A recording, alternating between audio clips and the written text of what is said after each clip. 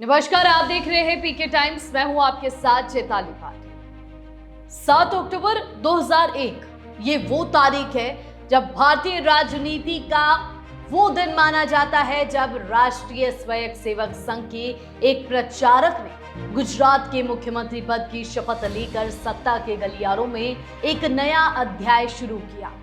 और अब 7 अक्टूबर 2025 को नरेंद्र मोदी ने संवैधानिक पद पर रहते हुए 24 वर्ष पूरे करके 25वें वर्ष में प्रवेश कर लिया।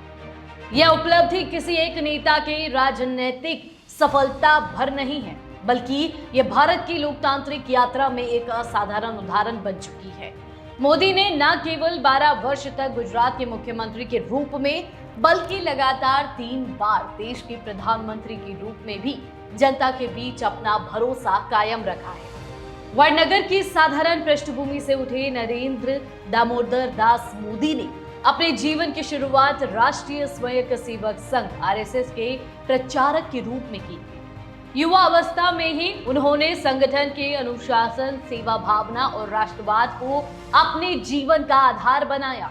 संघ के संगठन कार्य से भाजपा तक की उनकी यात्रा ने उन्हें एक कुशल रणनीतिकार और जननेता के रूप में स्थापित किया। 1990 के दशक में पार्टी संगठन में उनकी योजनाबद्ध भूमिका और चुनावी प्रबंधन कौशल ने उन्हें धीरे धीरे राष्ट्रीय नेतृत्व की पंक्ति में खड़ा कर दिया। 7 अक्टूबर 2001 को गुजरात के मुख्यमंत्री के रूप में मोदी ने पहली बार शपथ ली। राज्य में भूकंप की त्रासदी और राजनीतिक अस्थिरता के माहौल में उन्होंने एक नई शुरुआत की।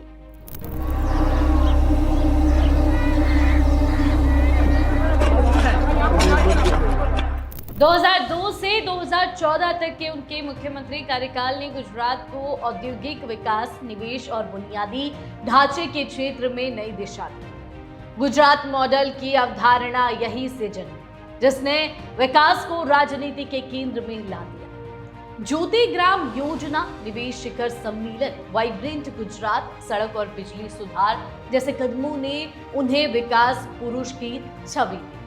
22 मई 2014 को नरेंद्र मोदी ने देश के 14वें प्रधानमंत्री के रूप में शपथ ली। यह वह क्षण था जब एक राजनेता राष्ट्रीय प्रतीक बन गया।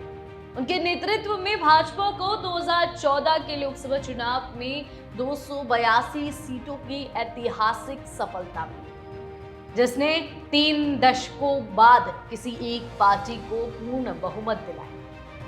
इसके बाद 2019 में भाजपा ने 303 सीटें जीतकर इतिहास दोहराया और 2024 में सहयोगी दलों के साथ मिलकर लगातार तीसरी बार सरकार बनाई।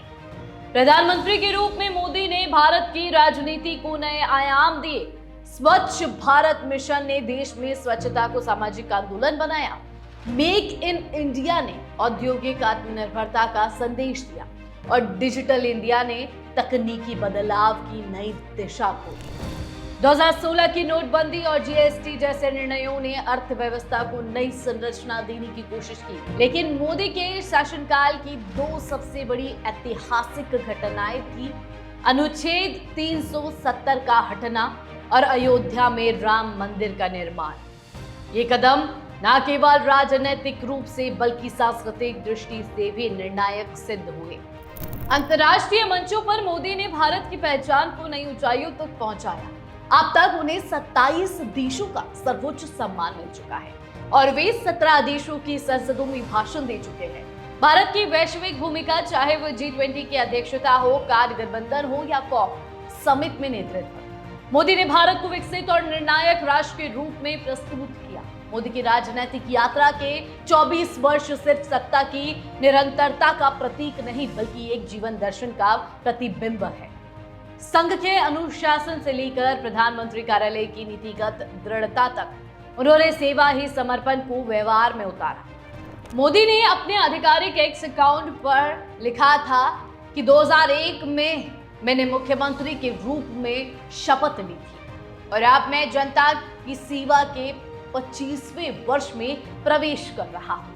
ये मेरे लिए भारत की जनता का सबसे बड़ा आशीर्वाद है। अब जब मोदी 75 वर्ष की आयु में अपने सार्वजनिक जीवन में 25वें वर्ष में प्रवेश कर रहे हैं, तो स्वाभाविक रूप से सवाल उठता है कि आगे का रास्ता क्या होगा। उन्होंने कुछ अवसरों पर कहा भी है कि जब समय आएगा मैं स्वयं पीछे हट जाऊंगा, लेकिन अभी उनके भीतर का जनसेवक थका नहीं। 2047 तक विकसित भारत के संकल्प को लेकर वे अब भी उतनी ही ऊर्जा से काम कर रहे हैं। 24 वर्षों की यह यात्रा बताती है कि मोदी सिर्फ एक नेता नहीं बल्कि एक प्रतीक बन चुके हैं। प्रतीक दृढ़ संकल्प का, संगठन शक्ति का और उस विश्वास का कि एक सामान्य नागरिक भी असंभव को संभव बना सकता है। आज जब वे 25वें वर्ष की शुरुआत कर रहे हैं, तब पूरा देश इस बात को स्वीकार करता है कि नरेंद्र मोदी जैसा दूसरा राजनेता भारत ने अब तक नहीं देखा। तो ये कहानी आपको कैसी लगी कमेंट करके जरूर बताएं और देखते रहिए पीके टाइम्स। मरुधरा से खुद को जोड़ने के लिए सब्सक्राइब करें और बने रहें पीके टाइम्स के साथ।